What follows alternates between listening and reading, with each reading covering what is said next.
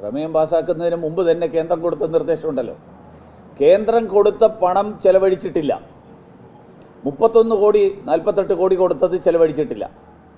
2, കേന്ദ്ര സർക്കാർ പറഞ്ഞിട്ടുള്ള നിരവധി പദ്ധതികൾ, എലിഫൻറ്റ് പ്രോജക്റ്റ് കേന്ദ്ര സർക്കാർ നേരത്തെ പറഞ്ഞിട്ടുള്ള കാര്യമാണ്.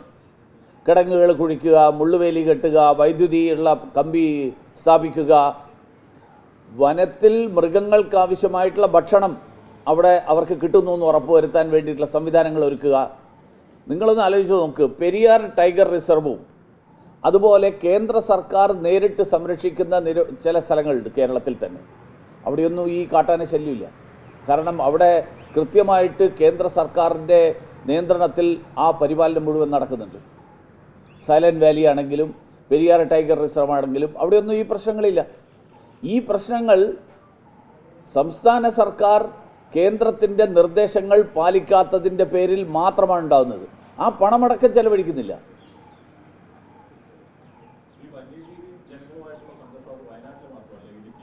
ഉണ്ട്, തിരുവനന്തപുരത്തുണ്ട്. അതെ അതെ.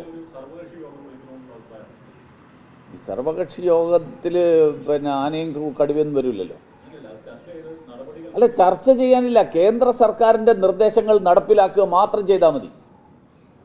കേന്ദ്ര സർക്കാരിൻ്റെ നിർദ്ദേശങ്ങൾ നടപ്പിലാക്കുക, കൊടുത്ത പണം ചെലവഴിക്കുക. കൊടുത്ത പണം ചെലവഴിക്കാതെ ഇപ്പോൾ ശശീന്ദ്രൻ പറഞ്ഞത് ഞങ്ങൾ 650 കോടിയുടെ പദ്ധതി സമർപ്പിച്ചു, കേന്ദ്രം അംഗീകരിച്ചിട്ടില്ല എന്നാണ്. 650 കോടി ചെലവാക്കുന്നതിന് പകരം ആദ്യം കൊടുത്ത 50 കോടി ചെലവാക്കട്ടെ.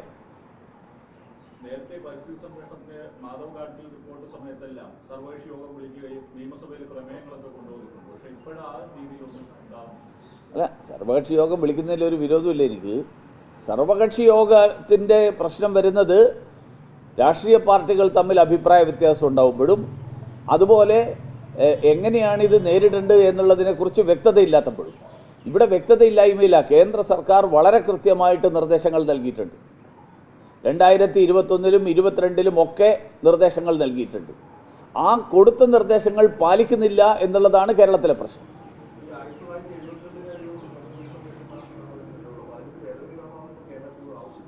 അതുകൊണ്ടല്ല, അത് മുള്ളൻ പന്നിയുടെ കാര്യത്തിലാണ് ആ പ്രശ്നം. ക്ഷുദ്രജീവിയായിട്ട് പ്രഖ്യാപിക്കണം. ഇവിടെ ഇപ്പം മുള്ളൻ പന്നി അല്ലല്ലോ പ്രശ്നം ഉണ്ടാക്കുന്നത്. പ്രശ്നം ഉണ്ടാക്കുന്നത് ആനയും കടുവയാണ്.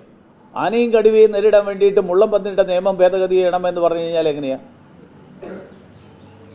ആനയും കടുവയാണ് പ്രശ്നം ഉണ്ടാക്കുന്നത്. ആനയും കടുവയുടെയും പ്രശ്നം പരിഹരിക്കാൻ കേന്ദ്ര സർക്കാർ കൊടുത്തിട്ടുള്ള നിർദ്ദേശങ്ങൾ പാലിക്കുക, കേന്ദ്ര സർക്കാർ കൊടുത്തിട്ടുള്ള പണം ഉപയോഗിക്കുക.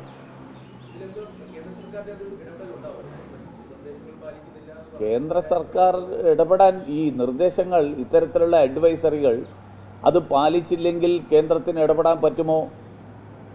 അത് കേന്ദ്രം പരിശോധിക്കേണ്ടി വരും. ആദ്യം അവിടുത്തെ മുഖ്യമന്ത്രിയും MP-യും പോട്ടെ, എന്നിട്ടല്ലേ സംസ്ഥാന വനമന്ത്രി പോകാത്ത സ്ഥലത്ത് കേന്ദ്ര വനമന്ത്രി വരണം.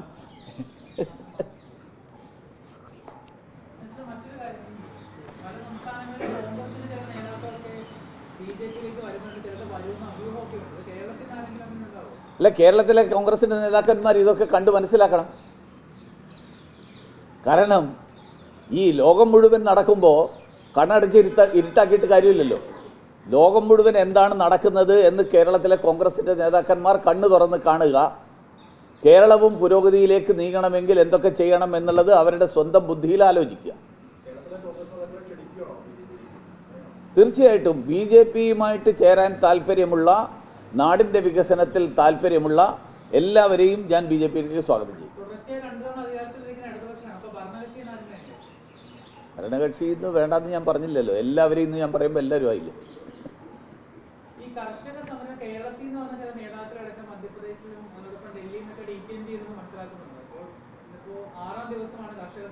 അതൊക്കെ പോലീസ് എടുക്കുന്ന തീരുമാനമല്ലേ, സർക്കാരിന് ചർച്ച നടക്കുകയല്ലേ. ഇപ്പം 3 റൗണ്ട് ചർച്ച നടന്നു, ഇന്ന് വീണ്ടും ചർച്ചയുണ്ട്.